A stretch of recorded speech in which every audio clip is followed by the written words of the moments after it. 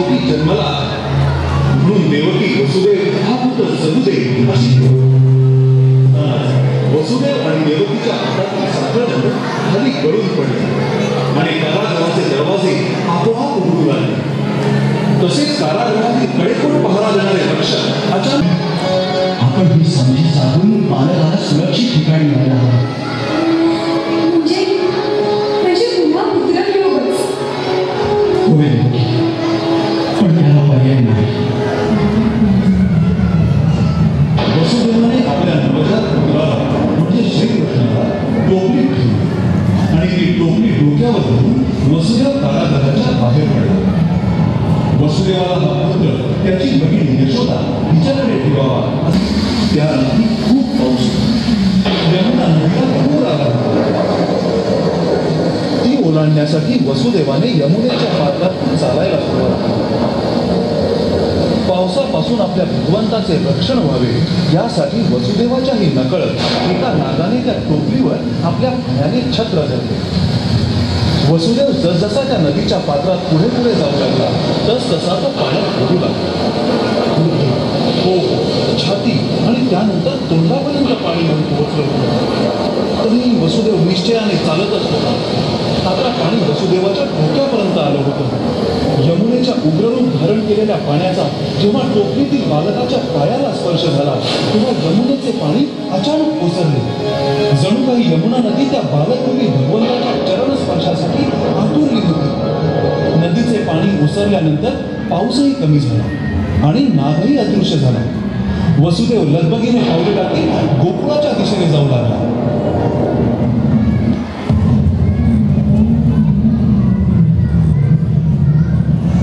इकडे गोकुळात यशोदा आणि तिचे पती नंद यांना नुकतीच एक कन्या झाली होती.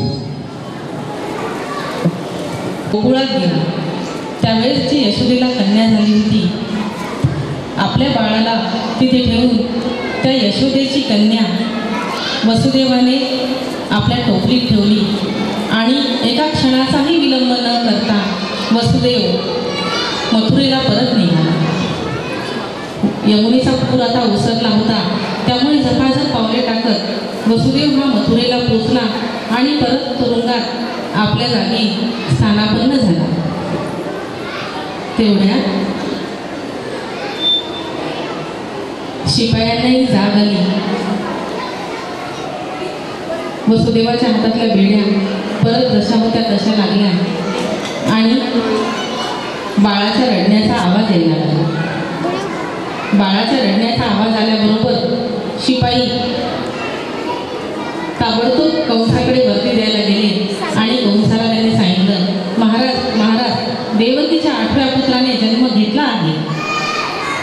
कंस अत्यंत क्रोधित झाला. तो झपाट्याने कारागृहात आला आणि देवकीच्या जवळून त्या पुत्राला विसरण्याचा त्याने प्रयत्न केला. त्यावेळेस देवकी त्याला म्हणाली, दादा दादा, अरे ही कन्या आहे, मला पुत्र नाही कन्या झाली आहे. ही कन्या तुझं काय बिघडवेल, हिला राहू दे, हिला मारू नकोस. पण त्यावेळी कंसाने मात्र अजिबात ऐकले नाही आणि त्या देवकीच्या हातातून त्याने ती कन्या जबरदस्तीने हिसकावून घेतली आणि तिचा वध करण्यासाठी तिला उचलले. उचलल्याबरोबर आकाशवाणी झाली. ती कन्या वरती गेली आणि त्या ठिकाणी आकाशवाणी झाली की दुष्ट कंसा, तुला मारणारा देवकीचा 8वा पुत्र गोकुळात सुखात नांदत आहे.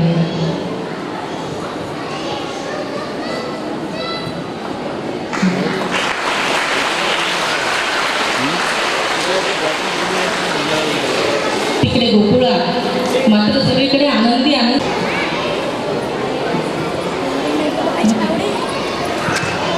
किती 11 आहे का? तुम्ही 12 Zagara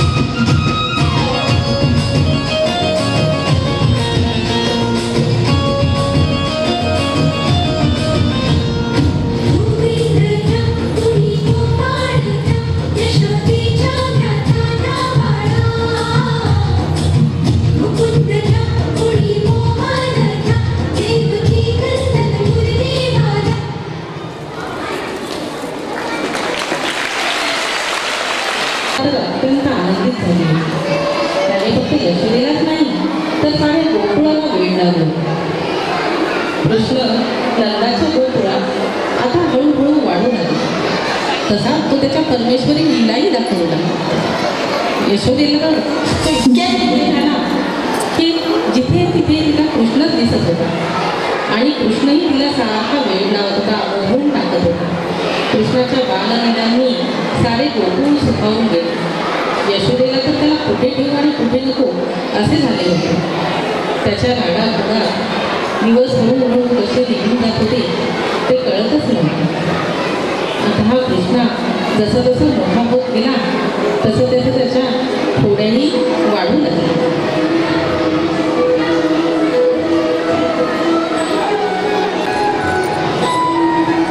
यशोदेच्या प्रत्येक कामात तो कृष्ण अगदी आवर्जून ढवळाढवळ करी. तिने कोणतेही काम करायला घेतले ते कोणतेही काम तिला तो सरळपणे करू देत नसे. यशोदा पूजा करायला बसली तर तो जाऊन देवाचा नैवेद्य खाऊन टाकला.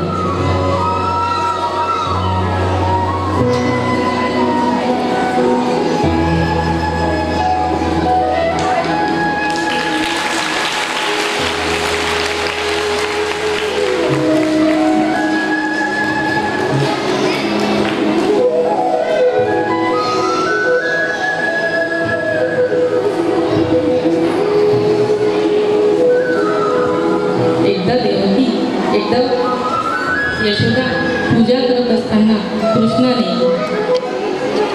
देवाचा नैवेद्य खाऊन टाकला आणि तो अंगणात झाडामागे जाऊन लपून बसला. यशोदेने जेव्हा डोळे उघडले त्यावेळेस तिला दिसले की अरे देवाचा नैवेद्य तर ताटात नाहीच आहे. हा नक्की कानाने खाल्ला असतो. आणि ती कानाला शोधू लागली. काना काना काना, अरे इथे येतोय तू आणि माती खातोयस? चल ये इकडे. माती खाल्ली ना तू? देवाचा नैवेद्य सुद्धा तूच खाल्लास ना? सांग, खरं सांग, खरं सांग, नाही तर तुला शिक्षा करीन. हा आता ना तुझी मी चांगली मोडमोडीच करते. तुला असा धडा शिकवते की तू पुन्हा कधीच खोड्या करणार नाहीस. चल चल आता तुला अंगणातल्या उखळ्याला बांधून ठेवते.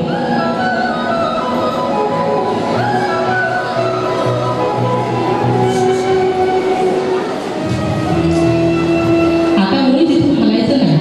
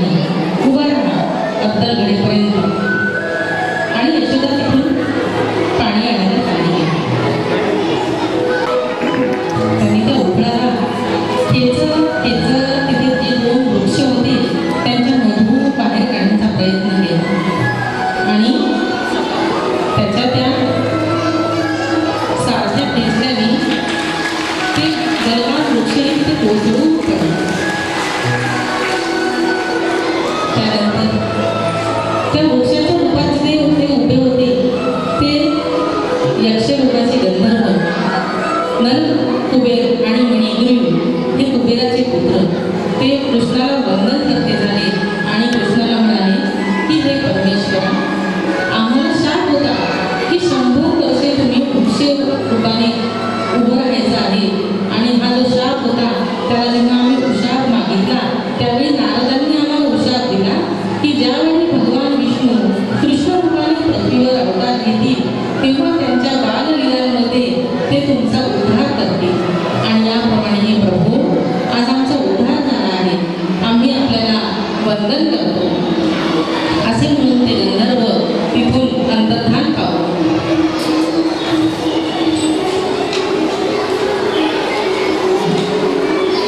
अशा प्रकारे कृष्ण हळूहळू मोठा होत होता. तशा त्याच्या खोड्या कमी तर झाल्याच नाही, उलट वाढतच राहिल्या. कुठे गोपिकांची मटकी फोड, कुठे कुणाची वेणी ओढ, कुठे कुणाला त्रास दे, असा त्याच्या खोड्या त्या सतत सुरू होत्या. आणि त्याने यशोदा अगदी कंटाळून गेली. खरं तर कृष्णाचा तिला राग येत होता असं नाही, पण तिला असं वाटत होतं की त्याने खोड्या करू नये आणि म्हणून ती त्याला सारखी समजवायची सुद्धा. पण कृष्णाच्या खोड्या काही थांबत नव्हत्या. त्याच्या बाललीला त्या सतत सुरूच होत्या. आणि या खोड्या करून तो घरी जाऊन त्याच्या आईला गाडीमध्ये लावायचा. आई हे बघ मी आलो, आई मला भूक लागली, आई ये माझ्या काना, तुला भूक लागली होय, थांब तुला लोणी देते काय. असे म्हणून यशोदा त्याचा लाड करू लागली. तेवढ्यात गोकुळातल्या गोपी त्या यशोदेकडे तक्रार करण्यासाठी आल्या. आणि तक्रारी काय होत्या? अगं यशोदे, तुझ्या या कानाने माझी मटकी फोडली. तेवढ्यात दुसरी पण जवळ आली. ती म्हणाली, अगं यशोदे, तुझ्या कानाने माझी वेणी ओढली. तेवढ्यात तिसरी आली. तिनेही तिचे सांगितले गाराणे की तुझ्या कानाने कसा माझ्या खोड्या काढण्यात.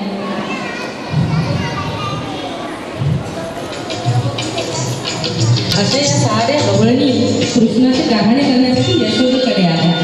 आणि यशोदा मात्र त्यांचं काही एक खरं मानायला तयार नव्हती. ती म्हणत होती, अगं सयांनो, धाकामधला मोहन माझा तुम्हाच छळील कसा. नका ग सयांनो, नका घेऊन आळ असा.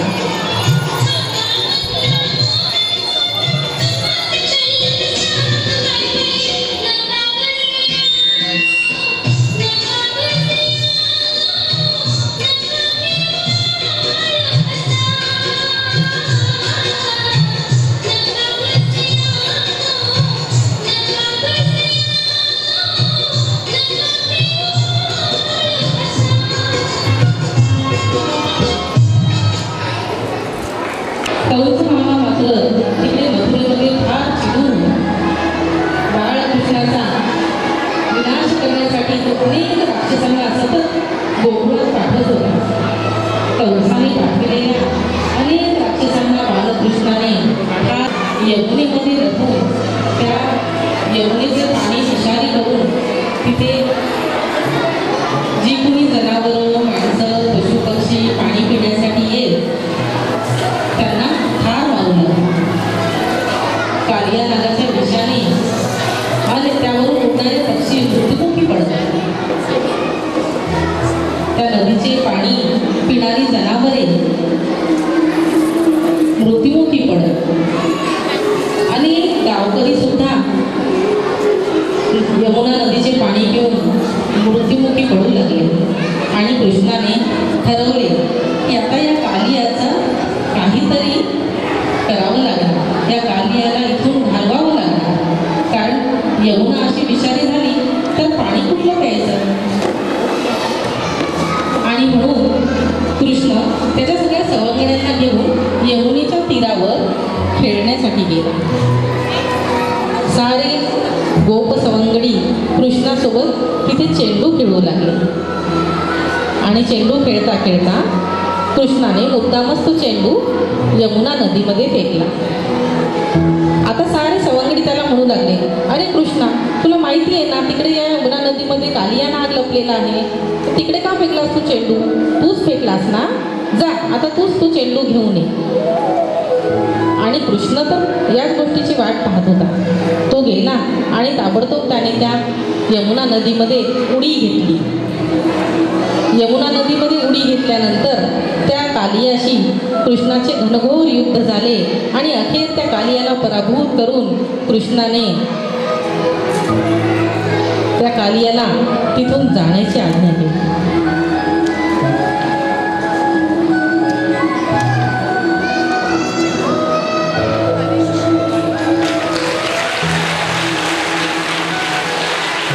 घाबरलेली यशोदा त्या ठिकाणी आली आणि हे दृश्य पाहून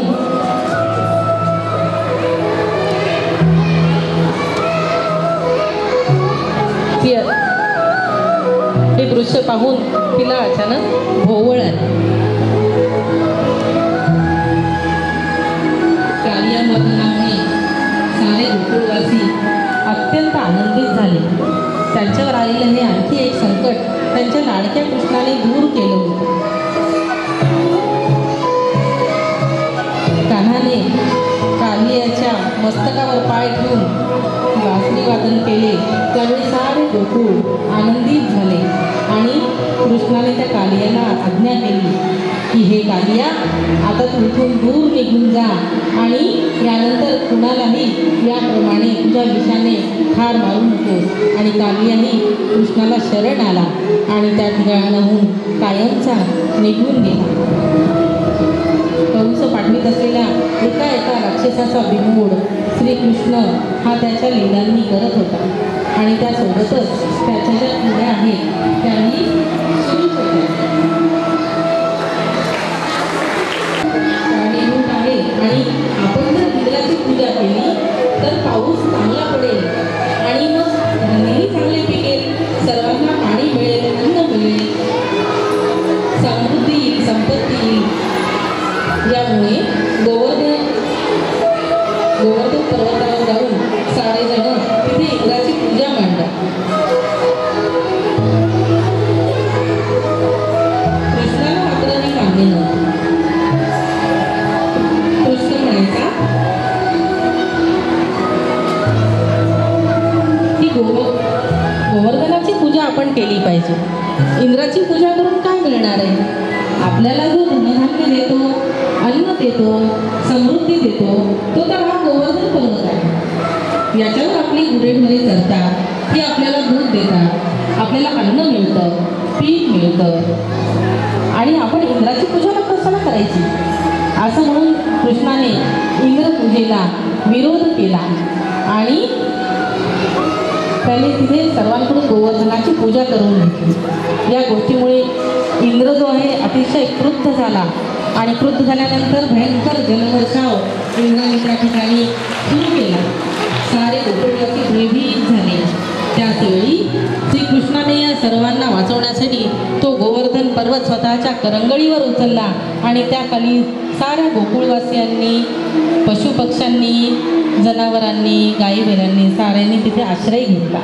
या प्रकारे कृष्णाने सर्वांना मार्गदर्शन केलं की पूजा कोणाची करायची, तर जो आपल्याला या पृथ्वीवर धनधान्य देतो, समृद्धी देतो, संपत्ती देतो, साऱ्या गोष्टी आपल्या सुरळीत चालतात, त्याची तुम्ही पूजा करायला पाहिजे. आणि म्हणून या गोवर्धनाची पूजा आतापासून तुम्ही करत चला. आणि आजही त्या ठिकाणी गोवर्धनाची पूजा करण्याचा प्रघात आहे.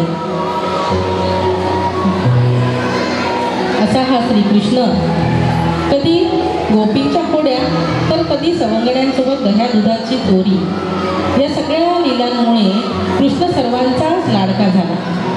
गोपींचा तर तो प्राणच झाला. गोपी कृष्ण भक्तीने वेड्या झाल्या.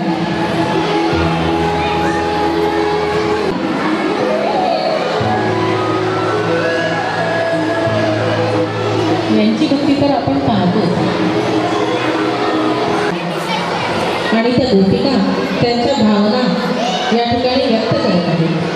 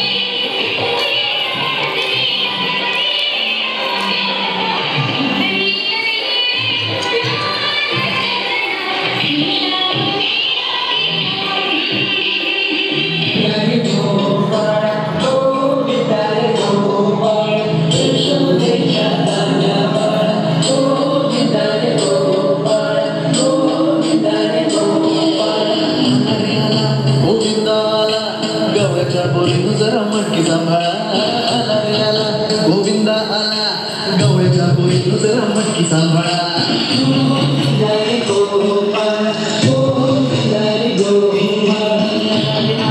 गोविंदा आला गवळ्याच्या बोरीनं जरा मटकी सांभाळा गोविंदा आला गवळ्याच्या बोरीनं जरा मटकी सांभाळा टेन्शन नाही येता बंदा किती पण उंचावर बांधा टेन्शन नाही येता बंदा किती पण उंचावर बांधा करायचा नाही अंगात आला दहा घरांचा गोविंदा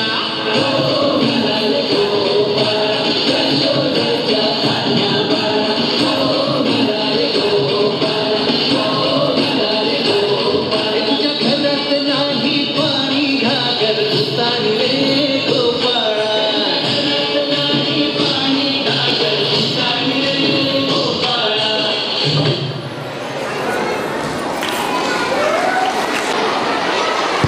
कृष्णाची सवंगडी ते सुद्धा त्याच्यावर खूप खुश होते. त्या सवंगड्यांना कृष्णाने अनेक चांगल्या गोष्टी शिकवल्या होत्या. सोबत राहायचा, त्यांना आनंद द्यायचा, तशा त्याच्या गोप सवंगड्यांना सुद्धा त्याने खूप आनंद दिला होता.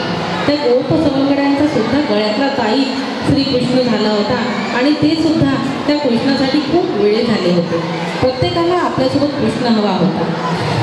कृष्ण त्यांच्या खेळात नसला की त्यांना अजिबात करमायचे नाही.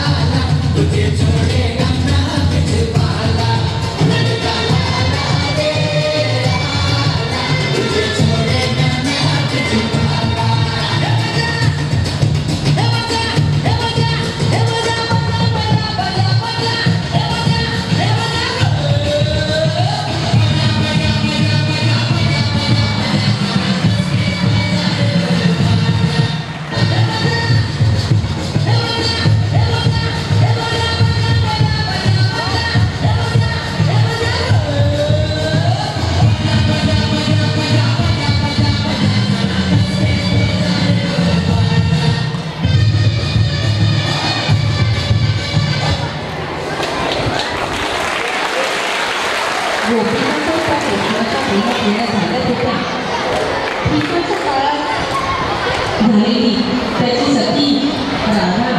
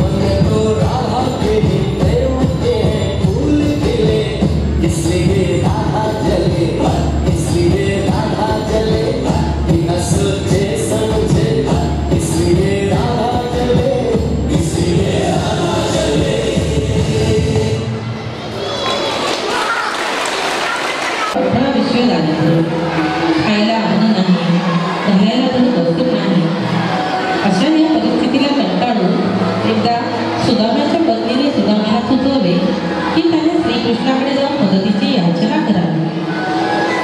पत्नीच्या आग्रहास्तव सुदामा नक्की श्रीकृष्णाकडे जायला निघाला. त्यालाही श्रीकृष्णाची खूप आठवण येत होती. पण मित्राकडे जाताना रिकाम्या हाताने कसं जायचं? काहीतरी घेऊन जावं लागेल ना. पण घरात तर काहीच नाही. खूप शोधल्यावर पोटभर पोहे सापडले. ते एका पुरचुंडीत बांधून ते घेऊन सुदामा निघाला. मनात असंख्य विचारांचे काहूर वाजले होते. इतक्या वर्षांनी मी श्रीकृष्णाच्या भेटीला चाललो आहे. श्रीकृष्ण मला ओळखेल का? तो द्वारकेचा राजा, मी हा असा निर्धन गरीब. मला बघून तो काय विचार करेल? मी त्याच्याकडे कशी मदत मागू? मित्राकडे जाऊन काही मागणं बरं दिसेल का? असा विचार करत करत सुदामा राजवाड्याजवळ जाऊन पोहोचतो. फाटके कपडे, धुळीने माखलेले अंग, असा त्याचा एकंदरीत अवतार, अशी अवस्था बघून पहारेकरी त्याला प्रवेशद्वाराजवळच अडवतात आणि दरडावून विचारतात, कोण रे तू? आत पुढे चाललास? काय काम आहे? सुदामा त्यांना सांगतो की मी तुमच्या महाराजांचा मित्र आहे. मला त्यांना भेटायचे आहे. तुम्ही जाऊन महाराजांना सांगा सुदामा आला. तू आणि आमच्या महाराजांचा मित्र? ते राजा, तू असा भिकारी, चल चालता हो इथून. पण सुदामा खूप गयावया करतो. मला एकदा तरी श्रीकृष्णाला भेटू द्या, एकदा तरी भेटू द्या, मग मी निघून जाईन. सांगा हो तुमच्या महाराजांना, एकदा तरी जाऊन सांगा. आणि तो जोर जोराने श्रीकृष्णाला हाका मारायला लागतो. कृष्णा, श्रीकृष्णा, कृष्णा, बघ मी आलो आहे. सुदामा, तुझा मित्र. कृष्णा, तुझा मित्र सुदामा. श्रीकृष्णाने हे ऐकले आणि कृष्ण धावतच आला. कोण? सुदामा, माझा मित्र सुदामा, प्रिय सुदामा. अरे किती दिवसांनी भेटलास? श्रीकृष्णाने सुदाम्याची धावत जाऊन गळा भेट घेतली आणि त्याला हातात धरून आपल्या महालात घेऊन गेला. सारे शिपाई आश्चर्यचकित झाले. श्रीकृष्णाने सुदाम्याला आपल्या आसनावर बसवले आणि स्वतः त्याच्या पायाशी बसून त्याचे पाय चेपू लागले. श्रीकृष्णाचा संग राहणे आश्चर्यचकित होऊन बघू लागला. हा निर्धन व्यक्ती आणि महाराजांचा मित्र असे एकमेकांना विचारू लागले.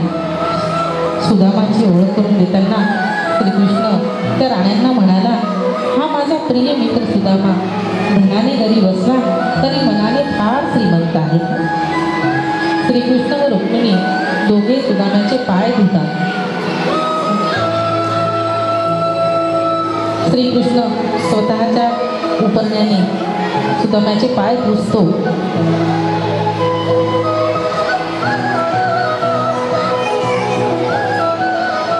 सर्व राण्या श्रीकृष्णाचे मित्रप्रेम पाहून भारावून जातात. सर्वजणी त्या सुदाम्याला वाकून नमस्कार करतात आणि सुदामा प्रत्येकीला आशीर्वाद देतो. अष्टपुत्रा सौभाग्यवती भव, पतिप्रिय भव. आणि असा सारा त्याचा आशीर्वाद ऐकल्यानंतर श्रीकृष्ण हसून सुदाम्याला म्हणतो, अरे तू सर्वांनाच असा आशीर्वाद देशील तर मला दुसरी द्वारका नगरी उभारावी लागेल. यावर सुदामा भारावून म्हणतो, श्रीकृष्णा तू अशी एक काय अनेक द्वारका उभ्या करशील, मी मात्र असे म्हणून सुदामा चूक होतो. त्याला त्याची पुढची अवस्था सांगवली जात नाही.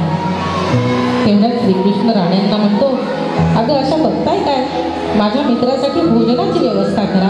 फळं आणा, दूध आणा, भरभरी वस्त्र अलंकार आणा. सर्व राण्या लगबगीने सुदाम्याची व्यवस्था करण्यात गुंतल्या. श्रीकृष्णाने मग सुदाम्याला विचारले, तू माझ्यासाठी काय आणले? सुदामा, बहिणीने काय पाठवलं माझ्यासाठी? सुदामा त्याच्या हातातील वस्तू लपवू लागला. पण श्रीकृष्णाच्या नजरेतून काही सुटते होय? श्रीकृष्ण त्याला म्हणाला, तू काय लपवलंस तुझ्या पाठीमागे? काय लपवलंस? बघू दे, दाखव मला, दाखव. असे म्हणून श्रीकृष्णाने सुदाम्याजवळची पुरचुंडी बळेच घेतली आणि उघडून पाहतो तो त्याला पोहे दिसले. सुदामा अत्यंत खजील झाला. श्रीकृष्णाला मात्र अत्यानंद झाला. तो अथाशीपणाने ते पोहे खाऊ लागला आणि म्हणाला, अरे सुदामा, या पोह्यांना तर अमृताहून सुदाम्याचे पोहे खाल्ले तसे तसे सुदाम्याच्या नगरीतील एक एक वास्तू सोन्याची झाली. सुदाम्याचे दारिद्र्य जाऊन त्याला ऐश्वर्य प्राप्त झाले. असे हे श्रीकृष्णाचे मित्रप्रेम बघून सारे जण भारावून गेले आणि श्रीकृष्णाचा जय जयकार झाला.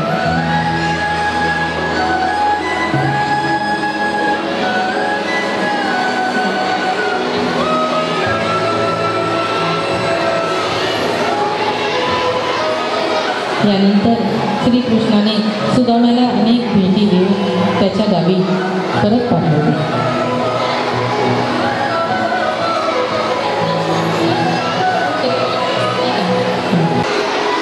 यामध्ये जरासंध आणि कालयवन यांचा मृत्यू झाला. त्यांनी जे आक्रमण मथुरेवर केले होते त्या आक्रमणासाठी शिशुपालाने म्हणजेच श्रीकृष्णाच्या आतेभावाने जरासंधाची मदत केली. त्यामुळे या शिशुपालावर सर्वांचा रोष झाला आणि या रोषापासून आपल्या मुलाला वाचविण्याकरता शिशुपालाची आई श्रुतश्रवा आपल्या मुलाला घेऊन मथुरेचे राजे महाराज उग्रसेन यांच्याकडे गेली आणि म्हणाली, महाराज उग्रसेन यांचा विजय असो. माझा मुलगा शिशुपाल याने जरासंध व कालयवन यांना मथुरेवर आक्रमण करण्यासाठी मदत केली. त्याच्या या अपराधासाठी आपण त्याला क्षमा करावी, त्याला शिक्षा करू नये अशी मी आपल्याला विनंती करते. त्यावर श्रीकृष्ण म्हणतो, मी तुम्हाला वचन दिले होते की शिशुपालाचे 99 अपराध क्षमा केले जातील, मात्र त्याने 100वा अपराध केल्यास तो जीवित राहणार नाही. हे आपण त्याला समजावून सांगावे.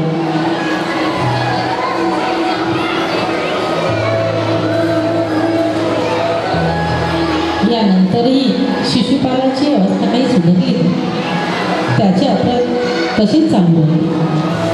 पुढे पांडवांनी राजसूय यज्ञाचे आयोजन केले. राजसूय यज्ञाचे यज्ञवेत्तेपण श्रीकृष्णाने स्वीकारावे म्हणून सारे पांडव श्रीकृष्णाला यज्ञवेत्ता होण्याची विनंती करण्यास आले. पांडवांनी श्रीकृष्णाला विनंती केली की त्यांनी राजसूय यज्ञाचे अध्वर्युत्व स्वीकारावे. ही गोष्ट मात्र त्या ठिकाणी उपस्थित असलेल्या शिशुपालास मान्य नव्हती. त्याने या गोष्टीला विरोध केला. श्रीकृष्ण आणि यज्ञवेत्ता हे मला कदापि मान्य नाही. आणि शिशुपालाने श्रीकृष्णाचा अपमान करणे सुरूच ठेवले. सभेमध्ये उपस्थित असलेल्या सर्वांनाच त्याचा राग आला व ते शिशुपालास मारण्यास धावले. परंतु श्रीकृष्णाने त्यांना थांबविले व शिशुपालास चेतावणी दिली. शिशुपाल, तुझ्या मातेला तुझे 99 अपराध क्षमा करण्याचे मी वचन दिले आहे, परंतु 100व्या अपराधाला मात्र तुला क्षमा नाही. परंतु शिशुपालाने याकडे दुर्लक्ष करून श्रीकृष्णाचा उपहास करणे सुरूच ठेवले. तेव्हा श्रीकृष्णाने क्रोधित होऊन सुदर्शन चक्र आपल्या तर्जनीवर धारण केले. यावेळी मात्र शिशुपाल घाबरला व श्रीकृष्णाकडे क्षमेची याचना करू लागला. मला क्षमा करा, हे कृष्णा, मी तुमचा अपराध केला, मला क्षमा करा, मला मारू नका, मला फार करू नका. परंतु श्रीकृष्णाने शिशुपालाची ही याचना अमान्य केली व सुदर्शन चक्राने त्याचा वध केला.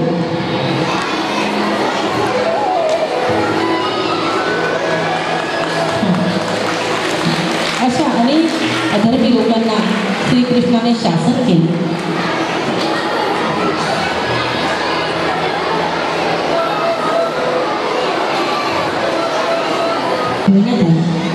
त्यावेळी द्रौपदीने श्रीकृष्णाला सांगितले की हे श्रीकृष्णा, तुम्ही पांडवांचे दूत म्हणून कौरवांच्या सभेमध्ये शिष्टाई करण्यासाठी जात आहात, परंतु तुम्ही विसरलात का जो माझा अपमान कौरवांनी भर सभेमध्ये केला होता त्याचे तुम्हाला काहीच वाटत नाही का? आणि तुम्ही या पद्धतीनेच त्या ठिकाणी शिष्टाई करा की धर्माचा विजय झाला पाहिजे. आणि श्रीकृष्णाने त्याप्रमाणे कौरव पांडवांच्या सभेत जाऊन शिष्टाई केली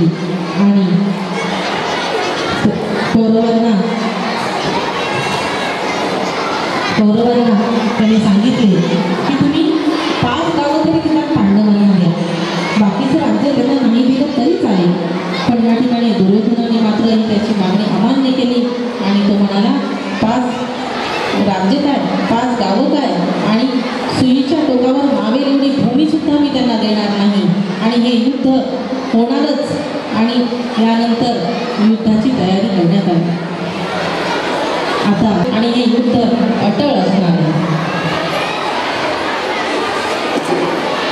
कौरव आणि पांडव दोन्ही पक्षांमध्ये युद्धाची तयारी जोरात सुरू झाली. श्रीकृष्णाची 18 अक्षौहिणी सैन्य हे दुर्योधनाने घेतले आणि श्रीकृष्ण मात्र अर्जुनाकडून नेले.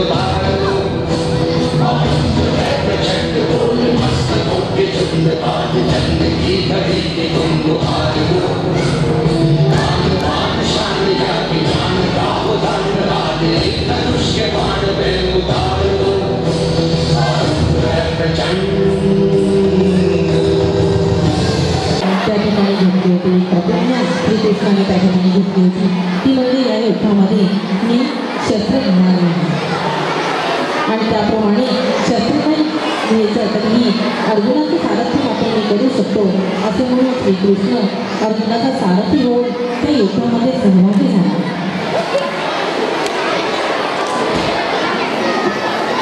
समोर उभी असलेली कौरवांची विशाल सेना बघून अर्जुनाला तेवढं काही वाटावं भीष्म त्याचे गुरु द्रोणाचार्य कौरवांचे कुलगुरू कृपाचार्य हे सारे त्या ठिकाणी उपस्थित होते. अर्जुनाचा अनेक नातेवाईकही त्या युद्धामध्ये रथावर आरूढ झालेले होते आणि असे अनेक नातेवाईक जेव्हा अर्जुन बघतो त्यावेळेस तो अजून विचलित होतो आणि त्या अर्जुनाने त्यावेळेस श्रीकृष्णाला विचारले, श्रीकृष्णा अरे अरे आपण तर युद्ध करण्यासाठी आलो आहोत आणि युद्ध कोणाशी करायचं हे तर सारे माझेच नातेवाईक आहे. हे माझे पितामह, हे माझे गुरु, हे माझे कुलगुरू यांच्याशी युद्ध करायचं. अरे आपल्याच नातेवाईकांना मारायचं, आपल्याच भावंडांना मारायचं. हे युद्धाने कोणाचं गुरु होणार आहे श्रीकृष्णा? कशाला गुरु हे युद्ध करण्यासाठी मला घेऊन आला? युद्धाने आतापर्यंत कोणाचंही चांगलं झालं नाही. यांना मारून काय मिळणार आहे आपल्याला? त्यामुळे श्रीकृष्णाच्या अर्जुनाला सांगा न जैन क्रियेच्या न शोषयती मारुता. अरे अर्जुना, ज्यांना तू मारणार आहे त्यांची फक्त शरीर मरणार आहे, प्रत्यक्षात त्यांचा आत्मा मात्र अमर आहे. आणि हे युद्ध जे आहे हे धर्माचे युद्ध आहे. धर्म जर आपल्याला जीवित ठेवायचा असेल तर अधर्माचा विनाश करावा लागेल. ह्या ज्या नातेवाईकांना तू मारणार आहेस याची फक्त शरीर मरणार आहे, त्यांचा आत्मा हा कायम राहील, अमर राहील. कारण आत्मा हा कशानेही मरत नाही, मृत्यू पावत नाही.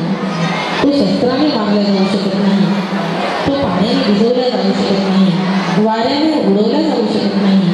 आत्मा तर अमर आहे, अजेय आहे. वैराग्येन च गृह्यते.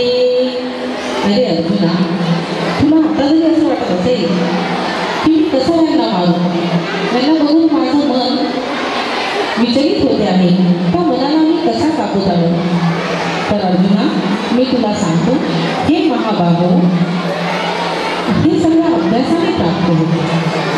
तू थोडासा विचार करशील तर तुला या नातेवाईकांच्या पलीकडे असलेला जो अधर्म आहे तो दृष्टीस पडेल. आणि हा अधर्म तुला दृष्टीस पडल्यानंतर तुला हे कळेल की मी ज्यांना मारतो आहे ते माझे नातेवाईक नाही तर त्या त्यांच्या पलीकडे बसणाऱ्या अधर्म धर्माचा नाश मला करायचा आहे. आणि म्हणून ज्यावेळी तू हा विचार करशील त्यावेळी एक कौंडिल्या तुला तुझं मन जे आहे ते तुझ्या ताब्यात ठेवता येईल. कारण जर आपलं मन ठाण्यावर नसेल तर आपण कुठल्याही परिस्थितीशी सामना करू शकणार नाही. म्हणून हे युद्ध जर तुला जिंकायचं असेल तर तुला तुझं मन हे ताब्यात आणत लागेल. कर्मण्येवाधिकारस्ते मा फलेषु कदाचन मा कर्मफलहेतुर्भूः ते संगोत्सवपूर्णानि. अर्जुना, तुला फक्त तुझं कर्म करण्याचा अधिकार आहे. येथे मारणारा तू नाही, मारणारा आणि मरणाराही तो व्यक्ती नसतोच. हे सर्व करणारा तर परमेश्वर असतो. त्यामुळे या सर्वाची जबाबदारी तू घेऊ नकोस. तू फक्त तुझं कर्म कर. आणि या ठिकाणी तुझं जे कर्तव्य आहे ते समोर असणाऱ्या अधर्माचा नाश करणं हेच तुझं कर्तव्य आहे. आणि या कर्मातून मिळणाऱ्या फळाची सुद्धा तू अपेक्षा करू नको. कारण कर्मफळाची अपेक्षा केल्याने केलेल्या कर्माचा नाश होतो. त्यामुळे तू या गोष्टीचा विचार करू नकोस आणि युद्धाला सज्ज हो. हे अर्जुना, युद्ध करणं हाच तुझा स्वधर्म आहे. हा स्वधर्म तू पूर्ण कर. असो वा प्राप्तसी स्वर्गम जित्वा वा भोगते कमी. इथे जर तू भोगला तर स्वर्गाला जाशील आणि जिंकलास तर पृथ्वीचे राज्य होशील. तेव्हा हे अर्जुना, दोन्ही बाबतीत या दोन्ही प्रकारे जी तुझीच आहे. म्हणून तू या गोष्टीचा विचार करू नकोस आणि युद्धाला सज्ज हो. आणि यासाठीच मी तुला आग्रह करतो आहे. कारण अधर्माचा नाश करण्यासाठी मी या पृथ्वीवर जन्म घेतला आहे. ज्या ज्यावेळी ही पृथ्वी अधर्माने अत्याचाराने त्रासून जाईल, ज्यावेळी या ठिकाणी अधर्माचं राज्य प्रस्थापित होईल, त्यावेळी या पृथ्वीचा अधर्म दूर करण्यासाठी, या पृथ्वीला पुन्हा प्रस्थापित करण्यासाठी मी प्रत्येक वेळेस या पृथ्वीवर जन्म घेईन आणि युगे युगे या पृथ्वीवर होणाऱ्या अधर्माचा सतत नाश करत राहील. यदा यदा हि धर्मस्य ग्लानिर्भवति भारत अभ्युत्थानम् अधर्मस्य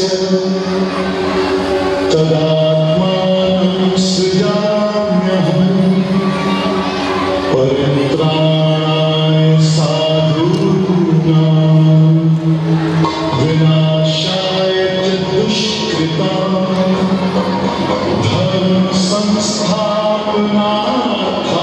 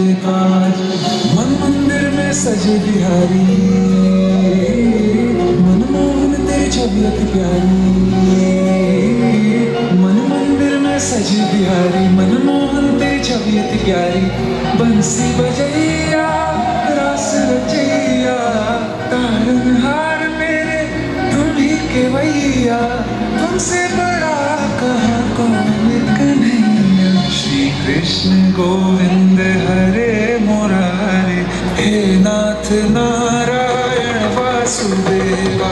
श्री कृष्ण गोविंद हरे मुरारे हे नाथ नारायण वासुदेवा। नंदन तुमको वंदन है सखिया सबके सामने मंगल करो पूर्ण कीजिएगा।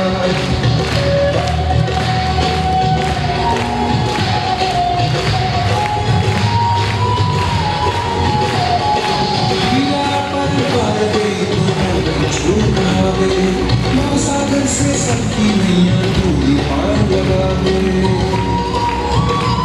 भक्तों का सहारा तू बांसुरी वाला निखरा के बसैया ओ नंद के लाला तेरी भक्ति में नाचे सबका। श्री कृष्ण गोविंद श्री कृष्ण गोविंद हरे मुरारे हे नाथ नारायण वासुदेवा। हे नाथ नारायण वासुदेवा। सबके सामने परिणाम पूर्ण कीजिएगा।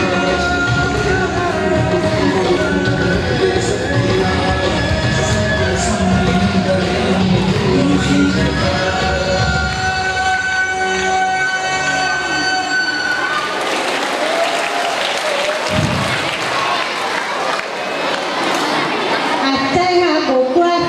कार्यक्रमाला आमच्या संस्थेचे अध्यक्ष श्री क्षीरसागर सर, मॅनेजमेंटचे सर्व पदाधिकारी आणि सर्व पालक आवर्जून उपस्थित राहिले आमच्या विद्यार्थ्यांचे तुमच्या मुलांचे कौतुक करण्यासाठी।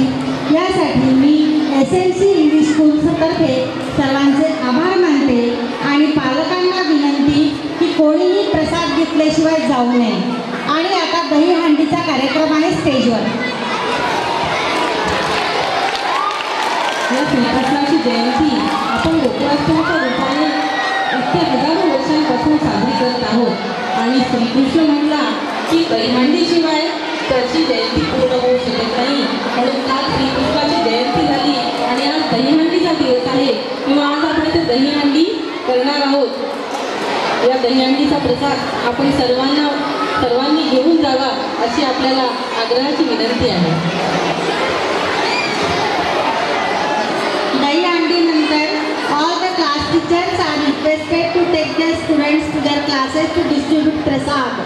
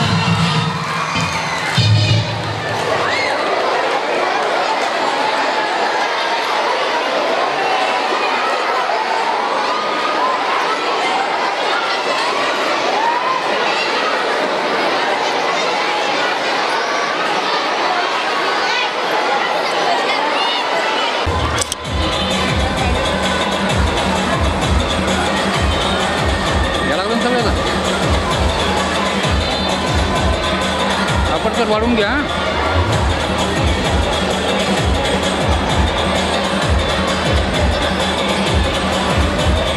या डायरेक्ट मार वाटलं तर